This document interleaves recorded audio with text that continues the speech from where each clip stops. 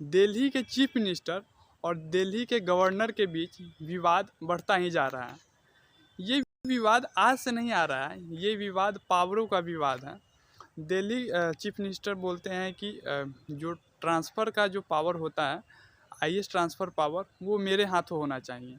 और lieutenant governor कहते हैं कि नहीं, ये पावर जो है मेरे हाथ में होना चाहिए, कि कोई भी आईएएस का अगर ट्रांसफ़र करना हो तो वो मेरे आदेश पे हो। और दिल्ली के चीफ मिनिस्टर कहते हैं नहीं, कोई भी ट्रांसफ़र हो वो मेरे आदेश पे हो। तो ये मामला जो है 2015 से शुरू होता है, जब केंद्र में बीजेपी की सरकार थी। उन्होंने अमित शाह ने एक एप्लीकेशन रिलीज़ की है, उसमें बताया गया है कि जो आईएएस का ट्रांसफ़र का जो पावर है वो लेफ्टिनेंट गवर्नर के पास रहना चाहिए। और इस एप्लीकेशन रिलीज होने के बाद दिल्ली के चीफ मिनिस्टर काफ़ी नाराज़ हो गए उसी समय 2015 में।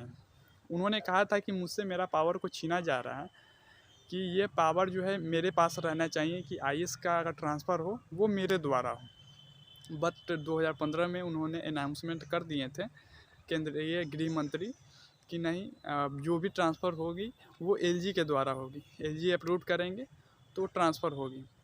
तो अरविंद केजरीवाल इसको लेकर के काफ़ी ज़्यादा नाखुश थे। और फिर जो है अरविंद केजरीवाल दिल्ली हाई कोर्ट में अपील किए।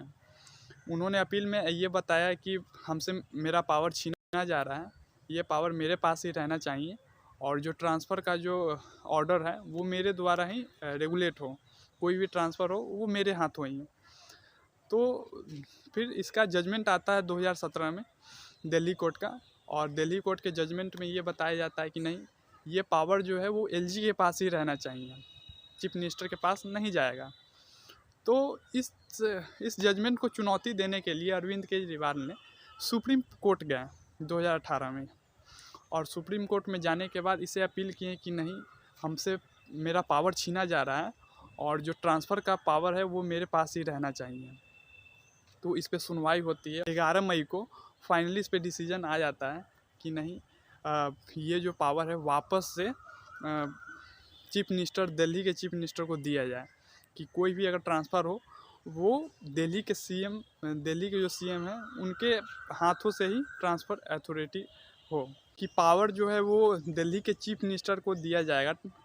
तो इससे फिर मोदी सरकार जो है वो काफ़ी ज़्यादा नाखुश हो गए और इसको चुनौती देने के लिए ऑर्डिनेंस ले आए, अध्यादेश जिसे बोलते हैं वो ले आए।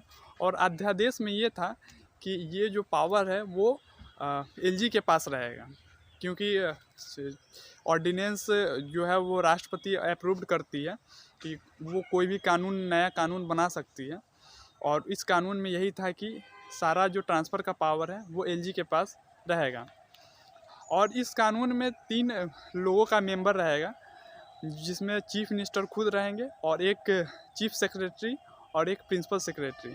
ये 3 लोगों मिल के फाइनल करेंगे कि कौन से आईएएस को कहाँ पे ट्रांसफ़र करना है।